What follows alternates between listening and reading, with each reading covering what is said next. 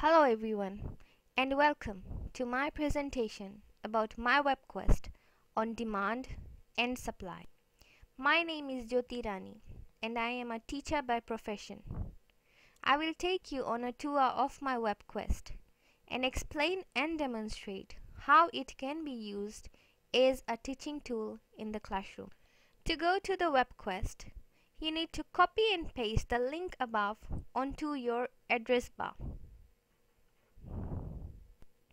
Paste the address and click Go. You are now on the title page of the webquest at www.zoonal.com.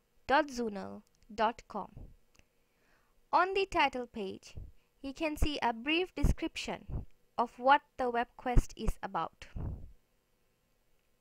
On the left hand side, you will see many features of the webquest, that is title, introduction, task, process, evaluation, conclusion, and teacher page. There are also other features which are not very important for this webquest. Now without further ado, let us go on to the teacher page. You are now on the teacher page. Here you will find a brief description about why the webquest was created and some of the objectives and resources needed to complete the webquest. The webquest was created for Form 5 to 6 level students in the South Pacific. It comes under the subject of economics and is related to the broader topic of microeconomics. I have found while teaching economics to my Form 5 level students that demand and supply is an important topic as it creates the foundation of all other topics in economics. As economics teachers, we all know that the problems related to supply and demand are a problem in nearly all topics in economics. The objectives of the webquest are that students should be able to distinguish between demand and supply, differentiate between what happens when there is a change in demand and a change in quantity demanded, and differentiate between what happens when there is a change in supply and change in quantity supplied. Some of the resources needed when using this webquest are computers with internet access, MS Word, MS PowerPoint or PDF reader, a ruler, rubber and pencil, and ruled foolscaps. Now let us move on to the introduction page of the webquest.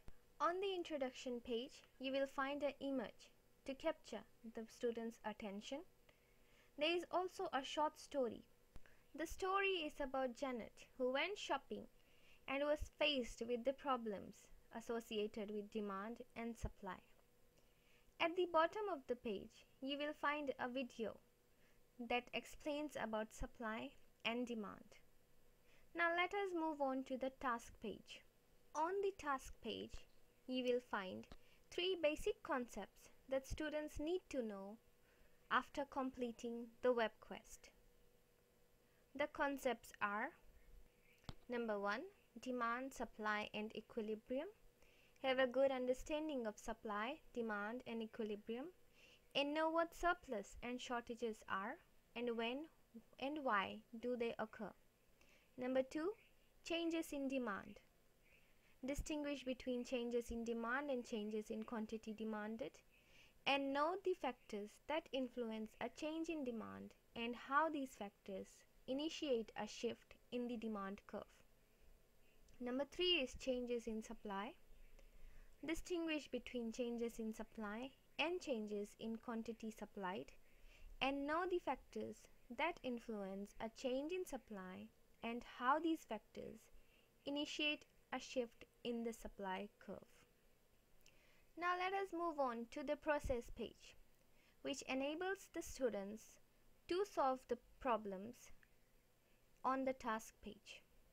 On the process page, there are instructions for the students to follow when completing the tasks, and there are also instructions about how to use the resources.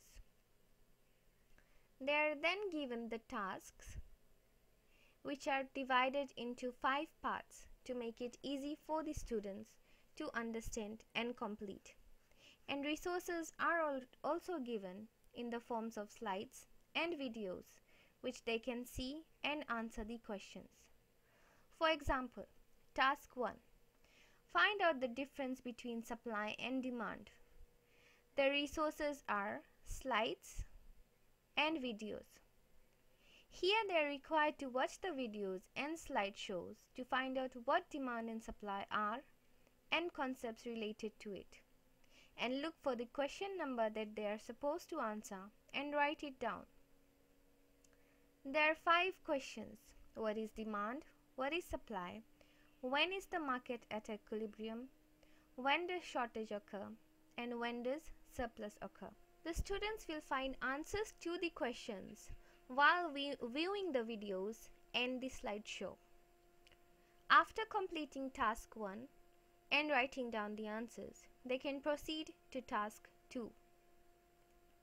They have to do the same things in task 2. Read the questions, view the slides and videos, and answer the questions. And finally, task 3. After completing task 3, they can combine their answers and look at each other's answers. And on their own time, there is also an assessment quiz that they can attempt. Now, at the bottom of the process page, you will also find the resources available, which are embedded into the page. They are the slides and the videos. Now, let us move on to the evaluation page. On the evaluation page, you will find an evaluation rubric, which students can use to mark themselves or each other. The marks are also given for each task and the quiz at the end. After marking, they can go on to the conclusion page. On the conclusion page, students can now answer the question or the story that was given on the introduction page. There are possible answers given that students can look at and compare with. At the bottom of the conclusion page, you will find that the teachers or students can also save or print a copy of the webquest to their computer. It is available in MS Word, MS Excel and PDF format, whichever your computer supports. You could also download the conclusion page. Now, most importantly, do remember the URL address for this webquest, which is www.zoonal.com and webquest number 115853. I hope you have found my webquest presentation interesting and would like to use it as a teaching tool when teaching the topic of demand and supply. Thank you very much for your time.